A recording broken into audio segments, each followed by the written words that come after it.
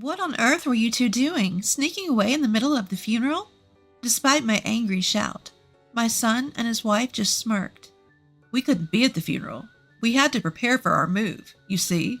Move? Upon closer inspection, I noticed that the furniture in the house had been swapped with theirs. My belongings, which should have been in my room, were piled up haphazardly near the entrance. What's going on? Facing my astonished expression, my daughter-in-law Lisa said with a grin, "Starting today, we'll be living in this house. It would be best if you, mother-in-law, went to a nursing home or something." Are you serious? Yes, of course we're serious. Please retire and make way for us, old lady. I was shocked that they would do such a thing on the day of the funeral, but I quickly composed myself and told Lisa with a smile, "Fine then, do as you please." It seemed that my son and his wife had completely forgotten something important. My name is Susan. I turned 51 this year. My pride and joy is my son, William. William has been kind-hearted since he was a child, and he grew up to be a fine young man who cares for his parents. After graduating from college, William got a job in a company in New York City, but for the first few years, he was assigned to work in Nebraska. It was lonely to be apart from William, but for his growth, my husband and I saw him off with smiles. Mom, are you and Dad doing well? No health problems? At first, William, who had started living alone in a new place, called us frequently. Yes, your father and I are both fine. How about you, William? Are you eating well? Is work not too busy? I'm all right. Well, I eat out a lot, but I think of your cooking and pay attention to my nutrition. I want to eat your home-cooked meals, but I'll do my best here until I get used to work.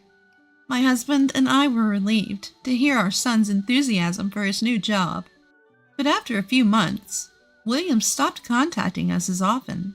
He could at least tell us if he's coming home for the holidays. Even by the end of the year, he hadn't contacted us and didn't even reply to our emails. So I called William's cell phone in frustration. "Hello? Hello?" However, a woman with an unfamiliar voice answered the phone. This is William's cell phone, right?" "Yeah, but are you a friend of Liam's?" "Liam?" As I was puzzled by the woman who called my son Liam, I heard William's voice in the background. "Lisa, who are you talking to?" Then Lisa, called by that name, answers William, so that I can hear. "Some old lady called." "Old lady? Who's that?" William laughs and answers the phone. "Hello? Oh, Mom, what's up?" Instead of scolding the woman who insulted me, William coldly replies to me. Confused, I respond to William. "Well, I was worried because you never contacted us. Are you coming home for Christmas? And is the girl who answered the phone earlier your girlfriend?" "Piss off." What? William's response was a word I had never heard him use before. "I said, you're pissing me off. Stop interfering in my life. It's so irritating." William yells that and hangs up the phone. There was a time during his teenage years when he became cold, but I never imagined that he would suddenly become so rude after becoming an adult. I stood there, dumbfounded with the phone in my hand. Seeing my expression, my husband worriedly asks, "What's wrong? Did you talk to William?" I told my husband about the rude woman who answered the phone, and that William had told me to piss off. "Maybe it's her influence, or maybe it's just him growing up. Let's leave him be for now." Taking my husband's advice, I restrained myself from contacting William. A year later, with almost no contact from William, he suddenly finished his rural assignment and called to say he was coming back to New York.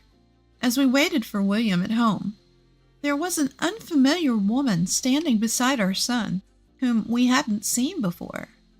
William, who is this? This is Lisa.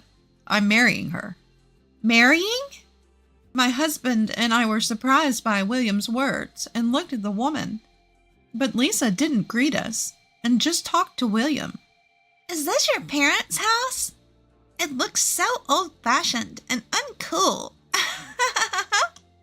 I suddenly realized, upon hearing her voice, Liam, Lisa, this is the woman who answered my phone call a year ago.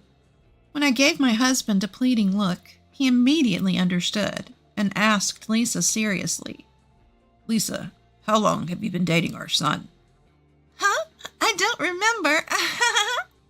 Are you the type who cares about how many years you've been dating, mister? That's hilarious for an old man. My husband, who had been polite to Lisa, was left with his mouth hanging open at her response. Instead of scolding Lisa for her words, William just laughed along with her.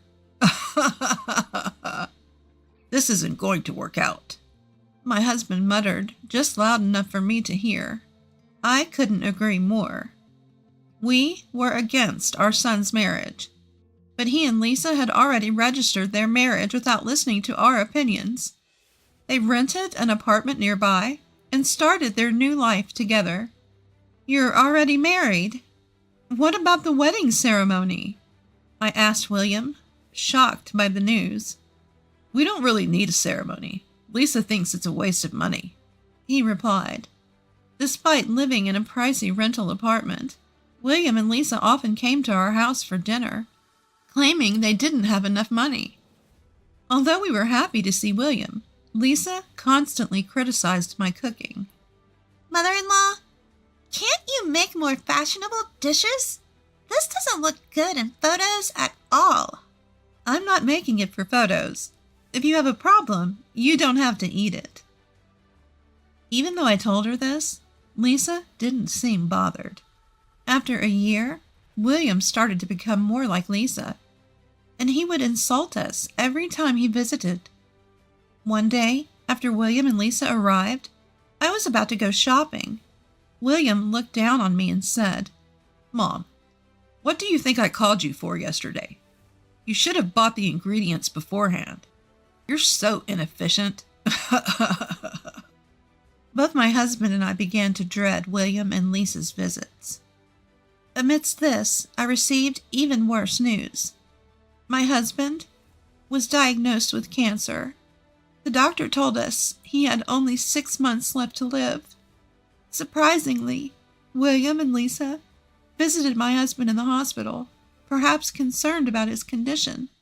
After some conversation, they quickly left the room. I hurried to catch up with them to express my gratitude, but I overheard their conversation in the hallway. Your father is in a private room, huh? Isn't that expensive? What a waste of money. Yeah, I thought the same thing. It's not like he's going to survive anyway, so the treatment costs are pointless. It's stupid to spend money on someone who's going to die anyway. True. Hey, Liam, let's get your parents' house once your dad dies. But my mom will still be there. I wish your mother would just follow him quickly. Yeah, it's just a matter of time with her. William and Lisa were making fun of my husband's struggle with his illness and my care for him behind our backs. I noticed my emotions were getting out of control, and I felt like I would lose my composure if I met them in this state. So I returned to the hospital room where my husband was waiting to settle my feelings for a moment. What's wrong? Were you able to express your gratitude to the two of them? I relayed the conversation I had overheard in the hallway to my husband, who asked me the question.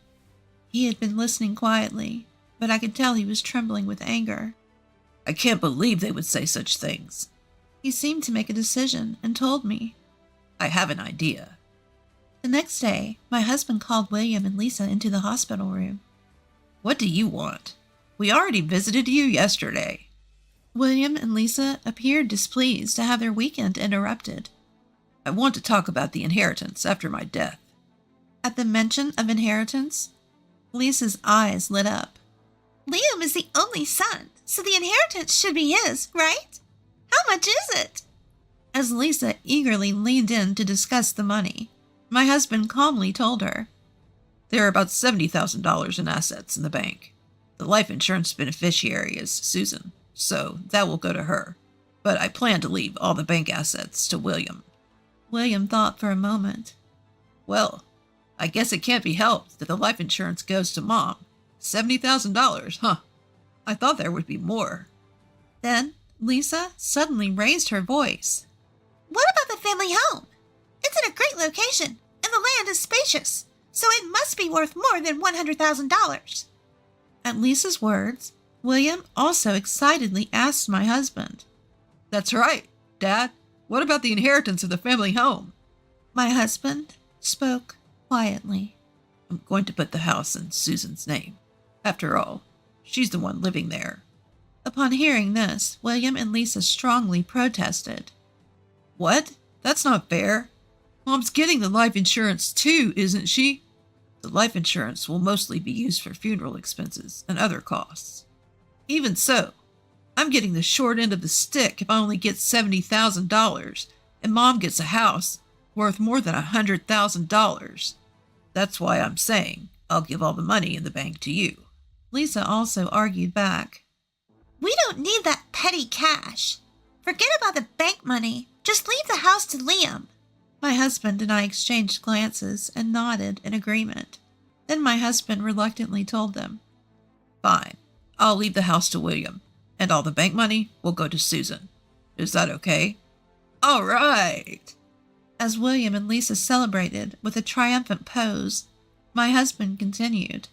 However, as I mentioned earlier, your mother is currently living in that house. Even if the ownership is transferred to William after my death, I want Susan to be allowed to continue living there. Fine. In their excitement about obtaining the house, William and Lisa brushed off my husband's words. To make sure they understood, my husband reiterated, The condition for William inheriting the family home is that Susan is allowed to live there while she's still healthy. William and Lisa, are you both okay with that? William and Lisa answered reluctantly. Yeah. We get it. Father-in-law is so persistent. Hearing their words loud and clear, my husband told them. All right, I'll make sure to include this in the will. William and Lisa left the hospital room in high spirits, discussing how to spend the $100,000 they had just received, without even saying goodbye to us. A month later, my husband's condition took a sudden turn for the worse.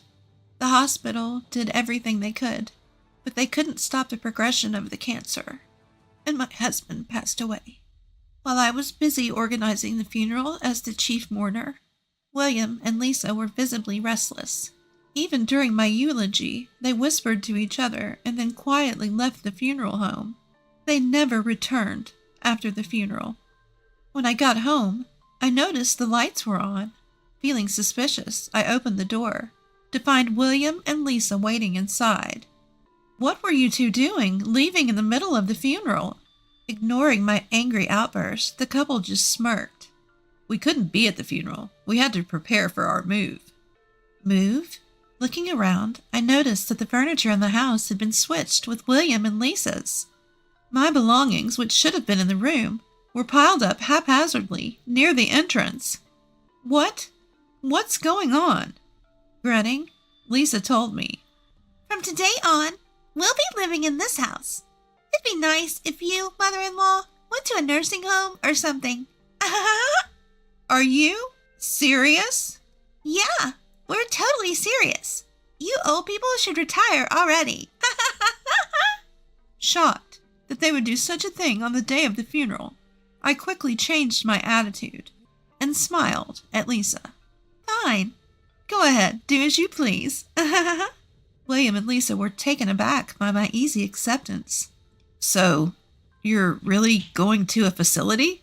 I'm healthy enough to live alone in this house, so I'm not going to a facility yet. For now, I'll just find a place to live until I settle down. Satisfied with my response, the couple sent me on my way.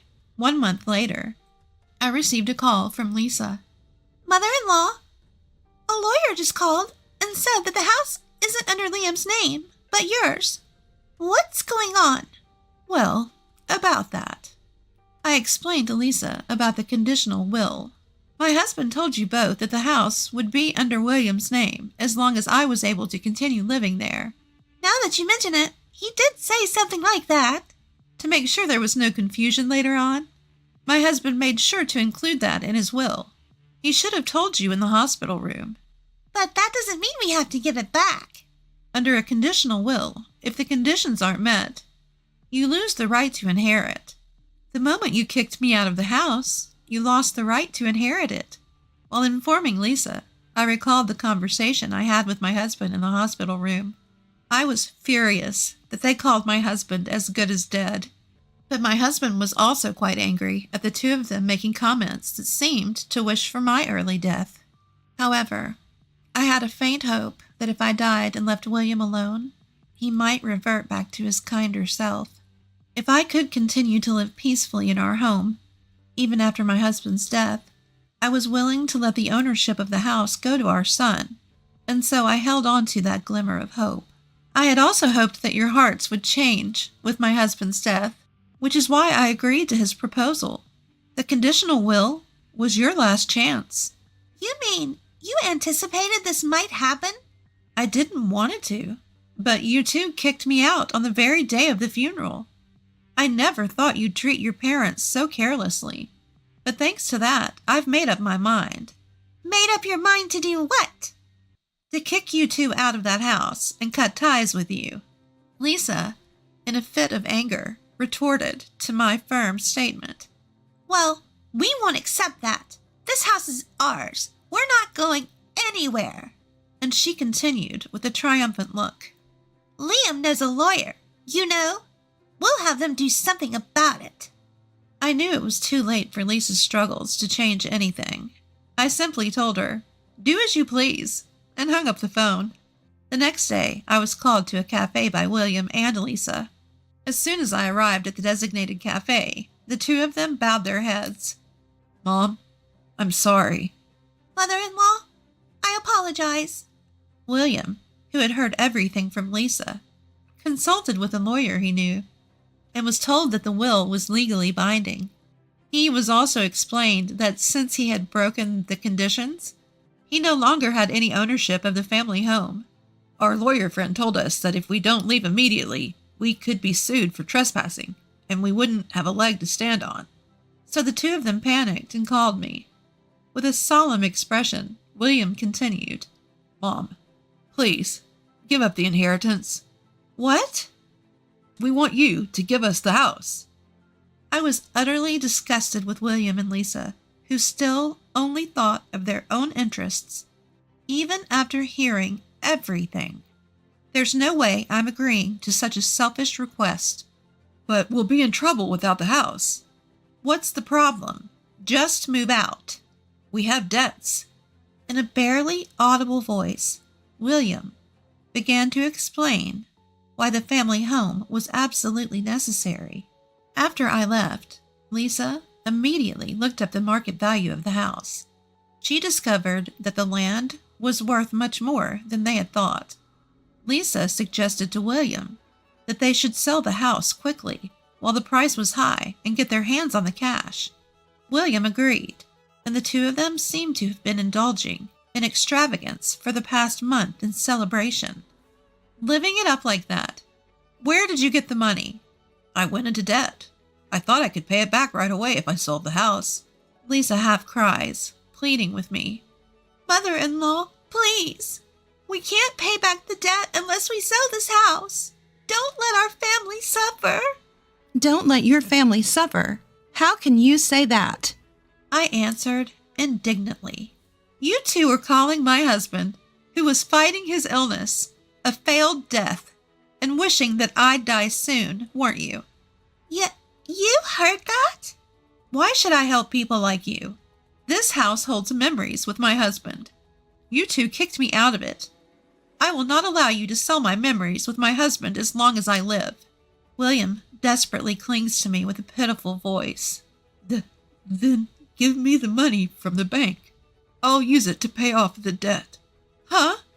Weren't you the ones who said you didn't want that dirty money? Don't you get that you don't have the right to take that cash anymore? Damn it. If Lisa hadn't said anything unnecessary, we'd have the cash by now. Lisa lashes out at Liam, who regrets his actions. Excuse me, Liam? You were happy when you heard you'd get the house too. He's your father, so do something about it. It's your fault, so you do something about it. I calmly told the two who started fighting. If you're going to have a marital fight, do it later. Just as Liam's lawyer friend said, I'll sue you for trespassing if you don't leave right away. Go back home and prepare to move. At the mention of suing, the two stopped arguing and hurried back to their house. They then packed their belongings and left in a rush. Afterward, the two searched for a new home, but with their debt, the only place they could rent was a rundown apartment that looked like it was about to collapse. Because they borrowed as much money as they could without worrying about the interest, planning to pay it back quickly, their debt just grew larger, even though they were working. It seemed like it would be a long time before they could fully pay it off. I returned to my own home after a month, with everything going as planned with my late husband. It was unexpected that my son and his wife tried to sell our home and ended up squandering money and going into debt, but everything else went according to plan. It might have been an expensive lesson for William and Lisa, but it was a good opportunity for them to reflect on their actions. Finally, living a peaceful life in this house filled with memories of my husband was the happiest thing for me. I'm sure my husband is watching over me from heaven.